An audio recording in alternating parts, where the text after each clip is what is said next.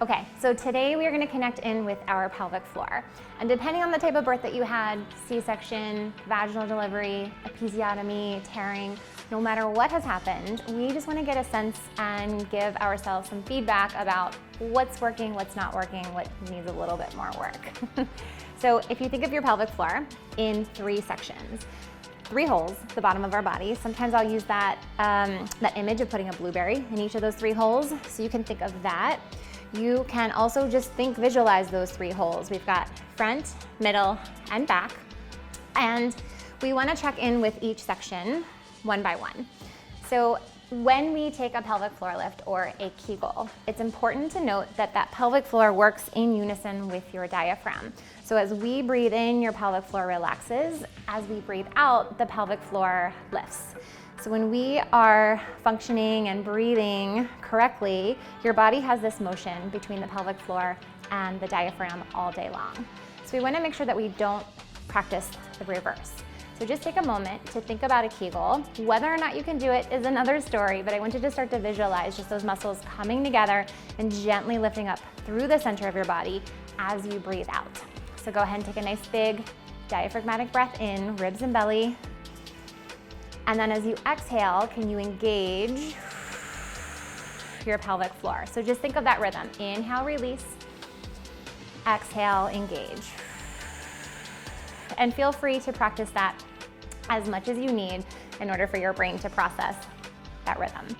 Then what we're gonna do is go into those sections. So if you think of that front section, or the sensation of stopping yourself from going pee. So as you exhale, I want you to stop the flow of urine. As you inhale, can you turn that off and feel it relax completely?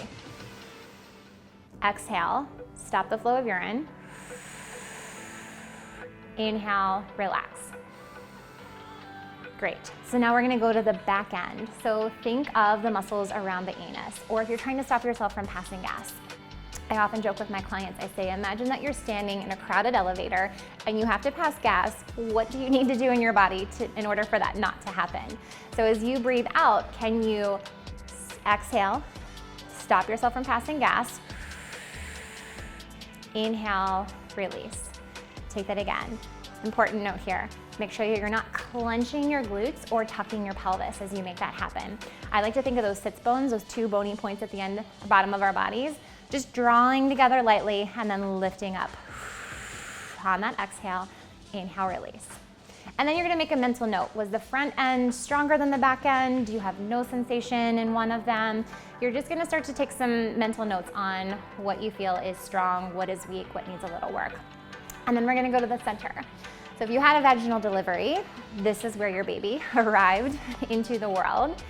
I want you to think of those 2 points in the middle, side to side, here, those sits bones. Again, drawing together and lifting up through the center. So you can think of that second blueberry. You can also think of the sensation of squeezing around a penis or lifting up a tampon. That's how we're gonna get to that middle section. So as you breathe out, can you feel that sensation of gather and lift? Inhale, release. Take it again, middle section only. Gather and lift. Inhale and release. Great. Then you're gonna make a mental note on that section. Stronger, weaker, feeling about the same.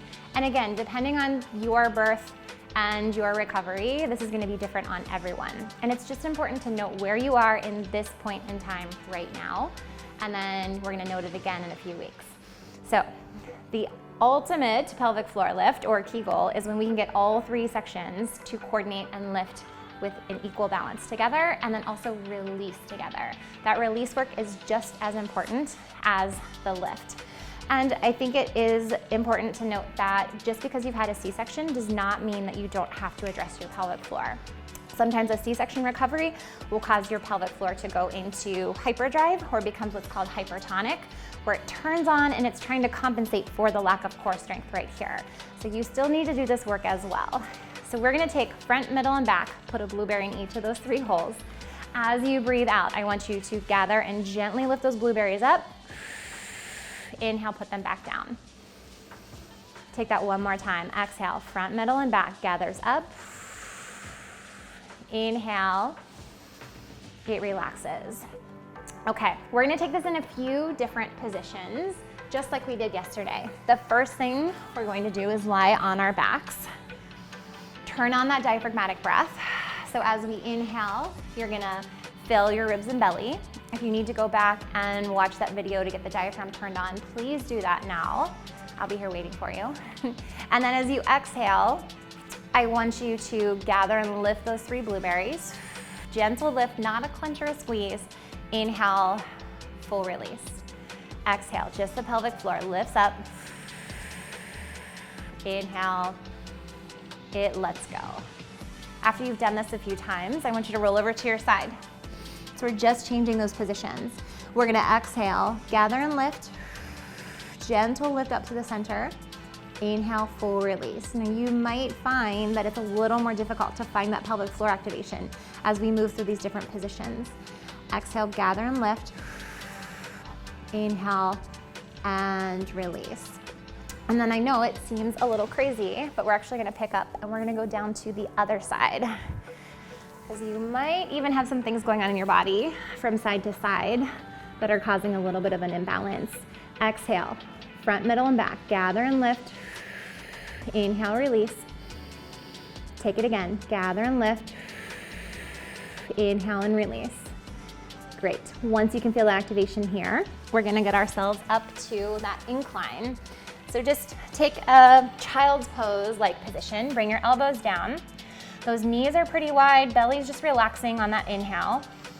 And then as you exhale, lift up pelvic floor, front, middle, and back. Inhale, let it go. Take it again. Exhale, gather and lift. Inhale, release. Then we're gonna pop ourselves up to a bigger incline. Open up the chest and shoulders. Find that line of energy from your head, down your back, out your tailbone. Exhale, gather and lift. Inhale, release. Exhale, lift. Inhale, release. Pop yourself up into a seated position. This is where we started. Exhale, gather and lift. Inhale, release. Exhale, gather and lift. Inhale, release. We're gonna come up a little bit higher. See if we still have that sensation of the pelvic floor lifting on the exhale, releasing on the inhale. Check in with your glutes. Mine automatically started to fire when I came up into this kneeling position. So relax your butt, open the chest, think of your posture, exhale, inhale. And then the last thing that you're gonna test is a standing position.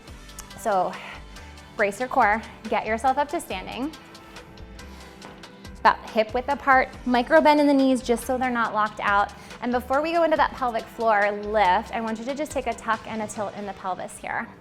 So you're feeling that range of motion that you have. You're trying to just isolate the bones of the pelvis. And then find the spot that feels neutral on you. That means your tailbone's dropping straight down. It's not poking up. It's also not tucking under.